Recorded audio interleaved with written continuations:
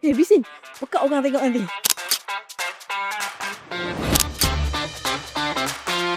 Kita start pagi dengan Zumba tadi. Lepas tu kita ada massage badan. Kita ada check mata dengan kawan-kawan. Dan saya sendiri baru tahu mata saya problem hari ni. Dan kita kena buat spek. We are here to give back the community so that they are able to enjoy a clear vision, especially at night time. Sebagai wanita ni, kita kena jaga kesihatan lah. Better buat check up susulan daripada kita tiba-tiba ada kanser kan. Kesihatan diri kita tu sebenarnya sangat penting.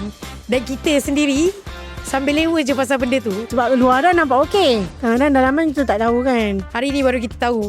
Mata kita tak okey, badan kita tak okey. Untuk pengetahuan korang, saya adalah pesakit breast cancer. Alert, periksa peringkat awal supaya kita boleh berjaga-jagalah. So kalau korang ada event macam ni, korang kena join. At least korang dapat kawan baru dan korang akan tahu tentang kesihatan diri korang sendiri. Kadang-kadang kita atas motor jarang jumpa kawan-kawan. Bila time ni lah nak happy-happy dengan kawan-kawan. Seronok lah. Hari ni dapat release station, kita dapat kenal tentang mental health semua. Sertai event macam ni untuk buka minda masing-masing. We know that as a Grab driver, it's not easy because you could deal with so many different clients, have financial constraints. There's really a lot of stressor that goes on in your life, whether it's personal or work.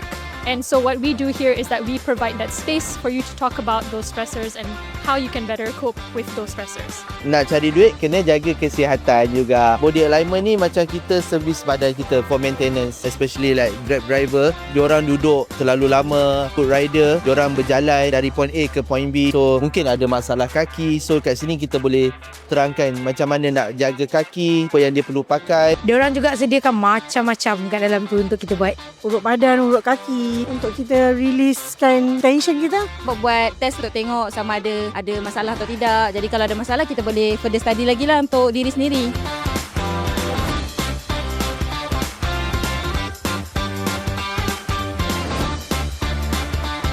Sis boleh.